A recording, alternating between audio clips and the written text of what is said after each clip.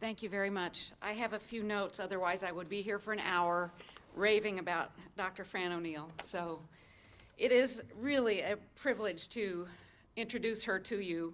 She's listed in our catalog as a professor of psychology, but I think what she really does is teach everybody, all of us and her students, about life in general.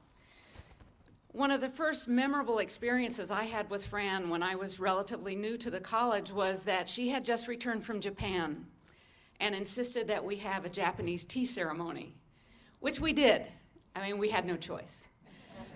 So I thought for the next several years we would all be learning about the culture of Japan and doing tea ceremonies once a week.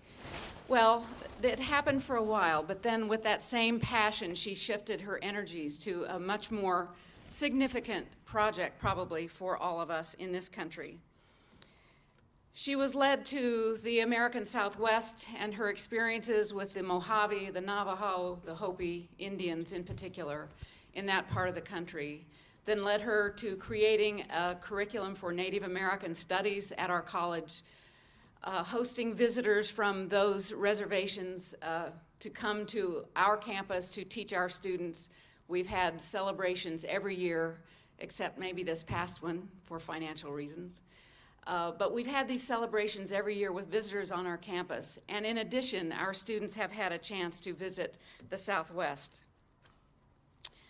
They have embraced the exploration of how the uranium mine remnants on reservation lands have impacted the people there.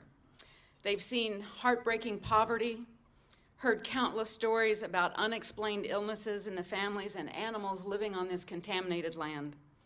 And they've come back to Connecticut changed, usually enraged. Just last week, there were 2 students who came to see me to talk specifically about this last trip over spring break and how much they had learned and how much their lives had been transformed. And I know that all of the students you saw just in this brief clip of a video have felt the same way because I have talked with them individually over the years. The problem is what to do next.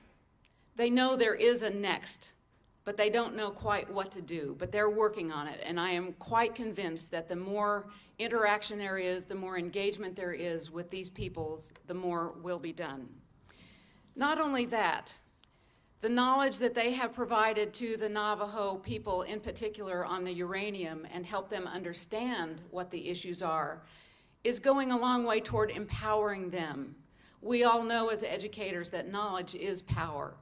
And part of what the civic engagement and this project has done for the Navajo peoples is to give them the information they need to take control of their own lives again. And if we continue to help them, perhaps their lives will change for the better as well as ours will be enriched.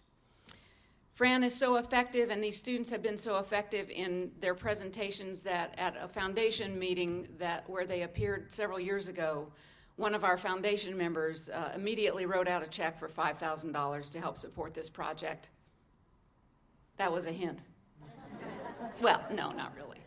But the impact is real, and it's wide, and it's affecting all of us. And it is with great pride and honor that I present Dr. Fran O'Neill to accept this award.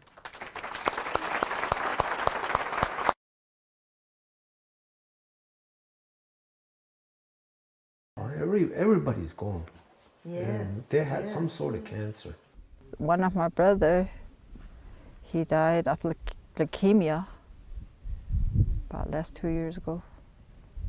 And my own daughter, she died of leukemia at the age of 6, way back in the 79. If you're looking at this area here, you see all that wash.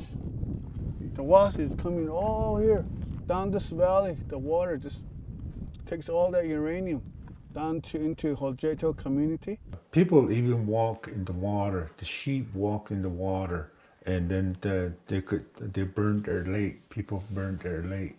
We're now in Monument Valley on the Navajo Reservation, one of the most beautiful places in the world. What is really very distressing and heartrending is that While we're looking at the extraordinary beauty out here, we're also aware of the fact that it is very highly uranium contaminated. This gorgeous place not only is getting a good deal of uranium dust, which is coming down from some of the mesas, but we're also looking at a place that's totally contaminated in terms of its groundwater.